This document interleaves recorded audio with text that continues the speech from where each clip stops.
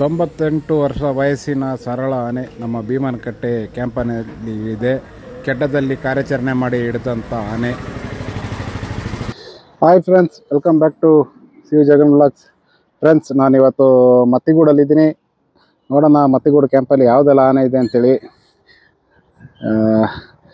ನೀವು ನೋಡ್ತಾ ಇರುವಂಥ ಆನೆ ನಮ್ಮ ದೇವೇಂದ್ರ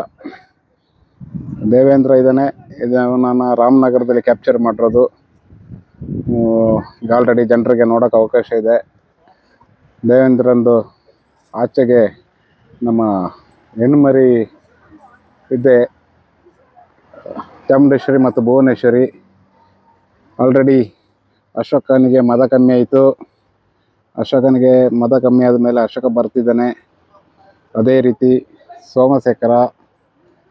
ಸೋಮಶೇಖರ ಅದೇ ರೀತಿ ದೂರದಲ್ಲಿ ಕಾಣ್ಬೋದು. ಅಭಿ ಇದ್ದಾನೆ. ಶ್ರೀಕಂಠ ಬಂದಿದ್ದ ಇದ್ದ ಮೇಲೆ ಈಗ ಕಾರ್ಯಾಚರಣೆ ಅಂತ ಹೇಳಿದರೆ ರೈಲ್ವೆ ಬ್ಯಾರಿಕೇಡ್ ಕೆಲಸಕ್ಕೆ ಹೋಗ್ತಿದ್ದಾನೆ. ಇನ್ನೇನು ಇದೇ ತಿಂಗಳ 25ನೇ ತಾರೀಕು ಅವನು ಬರ್ತಾನೆ.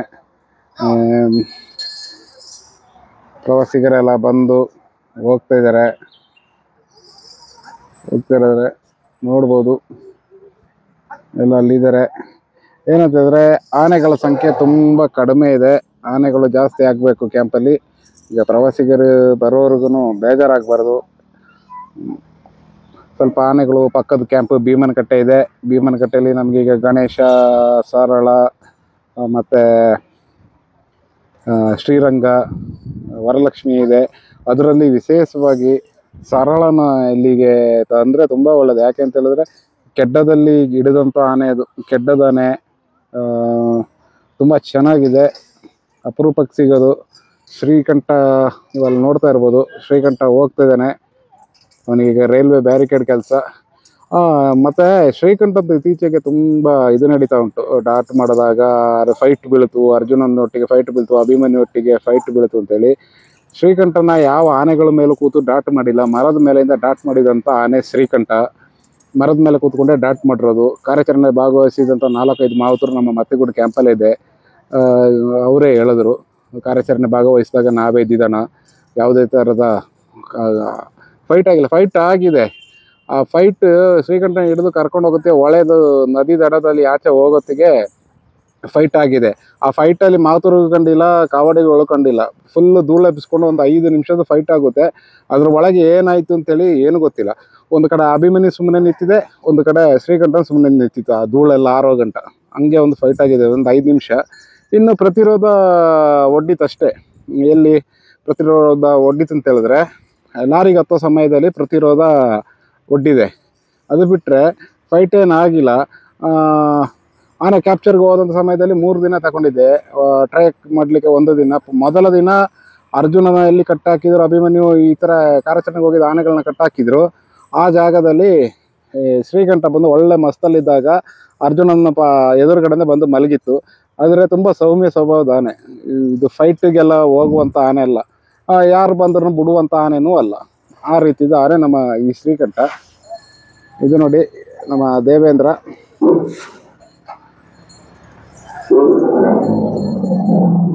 ಇದೇ ದೇವೇಂದ್ರ. ಟ್ರೈನಿಂಗ್ ಪೀರಿಯಡ್ ತೋರಿಸೋ ಹಾಗೇನೂ ಇಲ್ಲ. ದೇವೇಂದ್ರ ಫುಲ್ಲು ಟ್ರೈನಿಂಗ್ ಕೊಡ್ತಾ ಇದ್ದಾರೆ. ತುಂಬ ಖುಷಿಯಾಗುತ್ತೆ. ಅತಿ ಶೀಘ್ರವಾಗಿ ಆನೆನ ಫೈಟ್ ಮಾಡಿ ತೆಗ್ದಿದ್ದಾರೆ. ಮಾವುತರ ಕೂತ್ಕೊಂಡ್ರು. ಖುಷಿ ಈ ಥರದೆಲ್ಲ ನೋಡಲಿಕ್ಕೆ. ಅದೇ ಶ್ರೀಕಂಠ ಅಂದು ಸುಮಾರು ಹೇಳೋದಂಗೆ ಆ ಥರದ ಫೈಟು ಹಾಗೆ ಆಯಿತು ಹೀಗೆ ಆಯಿತು ಅದೇನಿಲ್ಲ. ಶ್ರೀಕಂಠ ಪ್ರತಿರೋಧ ಒಡ್ಡದಂಥ ಆನೆ, ತುಂಬ ಸೌಮ್ಯವಾದಂಥ ಸ್ವಭಾವ ಇರುವಂಥ ಆನೆ. ಈಗ ನೀವು ನೋಡ್ತಾ ಇರ್ಬೋದು. ಇತ್ತೀಚಿನ ದಿನಗಳಿಗೆ ಯಾಕೆಂತಂದರೆ ನಮಗೆ ಯಾರು ಬೇಸರಲ್ಲೂ ಮಾಡ್ಕೋಬಾರ್ದು. ಅವ್ರವ್ರಿಗೆ ಒಬ್ಬೊಬ್ಬರು ಹೇಳಿ ಕೊಟ್ಟಿರ್ತಾರೆ, ಆ ಥರದೆಲ್ಲ ಹೇಳಿರ್ತಾರೆ. ಏನು ಅಂತ ಹೇಳಿದ್ರೆ ವೀಡಿಯೋ ಮಾಡಿದಾಗ ಆ ವೀಡಿಯೋಕ್ಕೆ ಒಂದು ಸತ್ಯತೆ ಇರಬೇಕು. ಏನಿಲ್ಲದ ಸಲದ ಹಾಗೆ ಹೀಗಾಯಿತು ಅದು ಇದು ಅಂತೆಲ್ಲ ಹೇಳಿ. ಶ್ರೀಕಂಠ ನಿಜ ಒಳ್ಳೆ ಮಸ್ತಲ್ಲಿತ್ತು, ಕುಡುಕನಾಗಿದ್ದ. ಈ ಕಳ್ಳಬಟ್ಟಿ ಮಡ್ಡಿ ಅಂತ ಹೇಳ್ತೀವಿ ನಾವು. ಈ ಬೆಲ್ಲದು ನೀರನ್ನೆಲ್ಲ ಕೊಳೆ ಹಾಕಿರ್ತಾರೆ ಅಂತ ಇದು. ಇನ್ನು ಬೇರೆ ಯಾವುದೇ ರೀತಿಯ ಫೈಟ್ ಆಗಲಿಲ್ಲ. ಕ್ಯಾಂಪಲ್ಲಿ ಬಂದ ಮೇಲೇನು ಅಷ್ಟನ್ನೇ, ಆ ಥರದ ಫೈಟ್ ಇಲ್ಲ. ಒಂದು ಆನೆಗಳ ತಂಟೆಗೆ ಮದ ಬಂದಿದ್ರು ಒಂದು ಆನೆಗಳ ತಂಟೆಗೆ ಹೋಗಲ್ಲ, ತನ್ನ ತಂಟೆಗೆ ಬಂದರೂ ಬಿಡೋದಿಲ್ಲ, ಫೈಟಿಗೆ ನಿಲ್ತಾನೆ ಅಷ್ಟೇ ಶ್ರೀಕಂಠಂದು ಇದು. ಈ ವರ್ಷ ದಸರಾದಲ್ಲಿ ಭಾಗಿಯಾಗ್ತಿದ್ದಾರೆ, ಅದೇ ಖುಷಿಯ ವಿಚಾರ. ಬರಬೇಕಿತ್ತು, ಮೊದಲೇ ಬರಬೇಕಿತ್ತು, ತೀವ್ರ ಪೈಪೋಟಿ ಇದ್ದಂಥ ಕಾರಣದಲ್ಲಿ ಬರಲಿಕ್ಕೆ ಸಾಧ್ಯ ಆಗಲಿಲ್ಲ. ಬಂದರೆ ಶ್ರೀಕಂಠ ಅರಮನೆಗೆ ಬಂದರೂ ಆತನ ಗತ್ತೆ ಬೇರೆ ಇದೆ. ಯಾಕೆಂತಂದರೆ ನಮ್ಮ ಶ್ರೀಕಂಠದತ್ತ ನರಸಿಂಹರಾಜ ಒಡೆಯರ್ ಅವರ ಹೆಸರೇ ಅದನ್ನ ಇಟ್ಟಿದ್ದಾರೆ. ಅದಕ್ಕಿರೋ ಒಂದು ಫ್ಯಾನ್ ಬೇಸೇ ಡಿಫ್ರೆಂಟ್ ಆಗಿರುತ್ತೆ ನಮ್ಮ ಶ್ರೀಕಂಠನಿಗೆ. ನೋಡೋಣ, ಈ ವರ್ಷ ದಸರಾದಲ್ಲಿ ಭಾಗಿಯಾಗ್ತಾನೆ. ಸಾಲಾನೆಯಾಗಿ ಮುಂದೆ ನಿಂತ್ಕೊಂಡ್ರೆ ಹಿಂದೆ ಬರುವಂಥ ಆನೆಗಳೆಲ್ಲ ಕಾಣೋದೇ ಇಲ್ಲ. ಆ ದೈತ್ಯ ವಿಶೇಷ ಊಟ ಸಿಕ್ಕಿದರೆ ಇನ್ನೂ ವಿಶೇಷವಾಗಿ, ಈಗಾಗಲೇ 5500 kgಕ್ಕಿಂತ ಹೆಚ್ಚು ತೂಕ ಇದ್ದಾನೆ. ಮೋಸ್ಟ್ಲಿ 6000 ಚಿಲ್ಲರೆ kg ಬರ್ತಾನೆ ಅವನು. ದಸರಾ 6000+ kg ಬರ್ಬೋದು ಅಂತ ಅನಿಸಿಕೆ. ತುಂಬ ಖುಷಿಯಾಗುತ್ತೆ ಈ ಥರ ಇದು ಮಾಡಿದಾಗ. ತುಂಬ ದೂರದಲ್ಲಿ ಸ್ನಾನ ಮಾಡಿಸಿದ್ದಾರೆ, ಬಿಸಿಲಿರೋ ಕಾರಣ ಅಲ್ಲಿ ಹತ್ತಿರ ಹೋಗಿ ವಿಡಿಯೋ ಮಾಡಲಿಕ್ಕೆ ಕ್ಲಾರಿಟಿ ಸಿಗಲ್ಲ. ಇದು ಶ್ರೀಕಂಠನ ಸ್ಟೋರಿ. ಅದೇ ರೀತಿ ಆನೆಗಳೆಲ್ಲ ಹೊರಟಿದ್ದಾವೆ, ನೀವು ನೋಡ್ಬೋದು. ಎಲ್ಲ ರೇಷನ್ ತಿಂದು ಕಾಡಿಗೆ ಹೋಗುತ್ತೆ, ಕೆಲ್ಸಕ್ಕೆ ಹೋಗುತ್ತೆ. ಶ್ರೀಕಂಠ ಇವತ್ತು ಕೆಲಸ ಇದೆ, ರೈಲ್ವೆ ಬ್ಯಾರಿಕೇಡ್ ಅಳವಡಿಸ್ಲಿಕ್ಕೆ. ಆನೆಗಳಿಗೆ ಕೆಲಸಗಳಿರ್ತವೆ, ಕೆಲಸ ಮಾಡಲೇಬೇಕು. ಇಲ್ಲ ಕೆಲಸ ಮಾಡದೇ ಇದ್ದರೆ ಸುಮ್ಮನೆ ಸೋಂಬೇರಿಗಳಾಗ್ತವೆ. ಕ್ಯಾಂಪು ಅಂತ ಹೇಳಿದ್ರೆ ತುಂಬ ಆನೆಗಳು ತರಬೇಕು. ಏನು ಇಲ್ಲಿದ್ದಂಥ ಆನೆಗಳನ್ನ ದೊಡ್ಡವ್ರಿಗೆ ಕ್ಯಾಂಪಿಗೆ ಕಳಿಸಿದ್ರು. ಈಗ ಒಟ್ಟಿಗೆ 4 ಆನೆಗಳು ಇಲ್ಲಿಂದ ಹೋದು, ಹೆಸರಾಂತ ಆನೆಗಳೇ. ಅದರಲ್ಲಿ ವಿಶೇಷವಾಗಿ ಮಹೇಂದ್ರ ಮತ್ತು ಏಕಲವ್ಯ ಇಲ್ಲಿ ಬೆಳೆದಂಥ ಆನೆಗಳು. ಅದೇ ರೀತಿ ರವಿ ಇದೆ, ಸಾರಿ, ನಮ್ಮ ರಾಮಯ್ಯ ಮತ್ತು ಮಾಸ್ತಿ, ಆ ಆನೆಗಳಿದ್ರೂ ಇವಾಗ ನಿಲ್ಲಿಸ್ಕೋಬೋದು. ಏನೇ ಕ್ಯಾಂಪ್ ಆದರೂ ಈಗ ಸರ್ಕಾರದವರು 10 ಆನೆಗಳಿರಬೇಕು ಅಂತೆಲ್ಲ ನಿರ್ಬಂಧ ಇರ್ತಾರೆ. 10 ಆನೆಗಳೇ ಆಲ್ಮೋಸ್ಟ್ 4 ಆನೆ 5 ಆನೆಗಳು ಕೆಲಸ ಮದ ಅಂತೇಳಿ ಇರ್ತವೆ. ಆಗ ಇಲ್ಲಿ ನಿಲ್ಲಿಕ್ಕಿರುವಂಥ ಆನೆಗಳು 5 ಆನೆಗಳಿರೋದು. ಸ್ಪೇರ್ ಒಂದು 5 ಆನೆಗಳು ಇರಬೇಕು, ಪ್ರವಾಸಿಗರಿಗೆ ಯಾವಾಗಲೂ ತೊಂದರೆ ಆಗಬಾರ್ದು.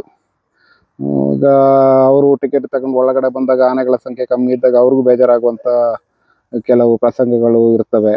ಆ ಥರದ್ದು ಆಗಬಾರ್ದು. ಇದೇ ಫ್ರೆಂಡ್ಸ್, ನೋಡೋಣ, ತರ್ಬೋದು. ಇನ್ನು ಮುಂದಿನ ದಿನಗಳಲ್ಲಿ ಕಾರ್ಯಾಚರಣೆ ಮಾಡಿ ಹೊಸ ಆನೆಗಳನ್ನೆಲ್ಲ ತರುವಂಥ ನಿರೀಕ್ಷೆ ಇದೆ. ತರಲಿ. ನಮ್ಮ ಮತ್ತಿಗೂಡು ಕ್ಯಾಂಪ್ ತುಂಬ ಹೆಸರು ಮಾಡಿದಂಥ ಕ್ಯಾಂಪ್ ಉನ್ನತ ಮಟ್ಟಕ್ಕೆ ಏರಲಿ. ಇನ್ನು ಒಳ್ಳೊಳ್ಳೆ ಆನೆಗಳನ್ನು ಕೊಟ್ಟಂಥ ಕ್ಯಾಂಪ್. ನೀವು ಉದಾಹರಣೆಗೆ ನಮ್ಮ ಬಾಸ್ ಅಭಿಮನ್ಯು, ನಮ್ಮ ಮಹೇಂದ್ರ, ಏಕಲವ್ಯ, ಶ್ರೀಕಂಠ ಆಗಿರ್ಬೋದು, ಬಲರಾಮ, ಗೋಪಾಲ ಸ್ವಾಮಿ, ಇವರೆಲ್ಲ ಇದ್ದಂಥ ಗಜೇಂದ್ರ, ಇವೆಲ್ಲ ಇದ್ದಂಥ ಕ್ಯಾಂಪ್ಗಳು, ಶ್ರೀರಾಮ, ಸುಮಾರು ಹೆಸರಾಂತ ಆನೆಗಳು ಬೆಳೆದು ಇಲ್ಲಿ ಇದ್ದು ಹೋದಂಥ ಹಲವು ಉದಾಹರಣೆಗಳಿದ್ದಾವೆ. ಓಕೆ ಫ್ರೆಂಡ್ಸ್, ಮುಂದಿನ ದಿನಗಳಲ್ಲಿ ಒಂದು ವಿಡಿಯೋ ಮಾಡ್ತೀನಿ ಫ್ರೆಂಡ್ಸ್. ಇಷ್ಟ ಆದರೆ ಶೇರ್ ಮಾಡಿ, ಕಾಮೆಂಟ್ ಮಾಡಿ, ಲೈಕ್ ಮಾಡಿ. Okay friends, thank you. ನೋಡ್ಬೋದು, ನಮ್ಮ ಪಾರ್ಥನು ಇದ್ದಾನೆ. ಪಾರ್ಥ ಮಿಸ್ ಆಗಿದ್ದಾಗಲೇ, ಹೆಣ್ಣಾನೆಗಳ ಮಧ್ಯದಲ್ಲಿದ್ದ, ಗೊತ್ತಾಗಲಿಲ್ಲ ನೋಡಿ. ಅವನು ಅಷ್ಟೇ ದಸರಾಗೆ ಈ ಬಾರಿ ಸೆಲೆಕ್ಷನ್ನಲ್ಲಿ ಲೀಸ್ಟಲ್ಲಿದ್ದ. ತುಂಬ ಖುಷಿಯಾಗುತ್ತೆ ಇದೆಲ್ಲ ನೋಡ್ಕೊಂಡಿರಲಿಕ್ಕೆ. ಮುಂದಿನ ದಿನಗಳಲ್ಲಿ ಇನ್ನೊಂದು ಅದ್ಭುತ ಒಂದು ವಿಡಿಯೋ ಮಾಡ್ತಾನೆ friends. Okay, bye, see you, take care.